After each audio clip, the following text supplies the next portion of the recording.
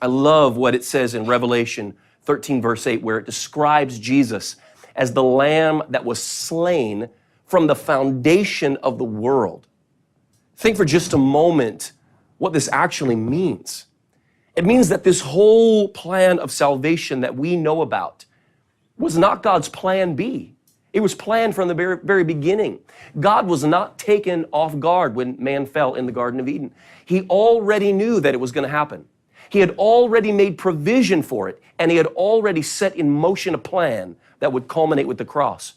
When Adam and Eve partook of that forbidden fruit, which was arguably the most epic failure in history, God wasn't surprised. In fact, their failure had already been factored into his plan, and provision had already been made for their redemption.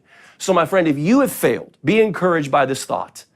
Before God called you, before you were saved, in fact, before you were even born, God knew exactly how your life would play out. Before you'd even made one mistake, God took all your future failures into account. And in his infinite wisdom and love, he preempted your blunders with a plan to turn your tragedy into a triumph in the end. My friend, with this knowledge, you can be confident that if you are still breathing right now, it's not too late for God to intervene and restore what the locusts and the cankerworm have eaten. Now, having said these things, it's important for me to make clear that disobedience is not a trivial matter, and I'm not trying to trivialize it. God's grace does not guarantee that we'll never have to live with the negative consequences of our actions. In fact, many times, even though God forgives and restores, there are still scars that remain from disobedience. And often the process of correcting our mistakes can be a long and painful one, at least longer than it would have been had we obeyed. For example, you know the story of Jonah. He was called to go to Nineveh. The best way would have obviously been by ship. But because he disobeyed, he chose the hard way instead.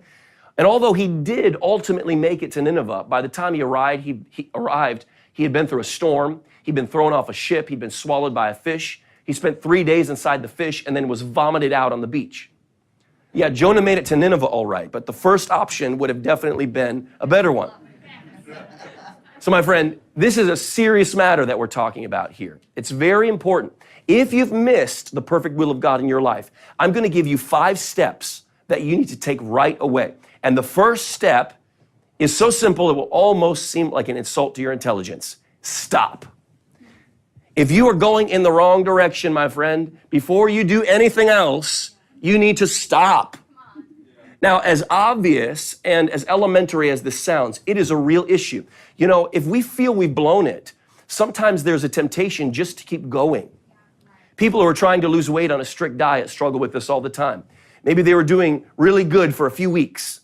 They lost a few pounds, and then a holiday came. They ruined their diet for a few days in a row. They gain a few pounds back, and then rather than stopping the downward spiral, they say, "What's the use? I've already blown it." They just give in and they just give up. My friend, listen, if you are on the wrong track right now, you need to realize that every day you continue on that path is a day you will never get back. Don't waste one more day or one more hour moving in the wrong direction. Stop now in Jesus' name.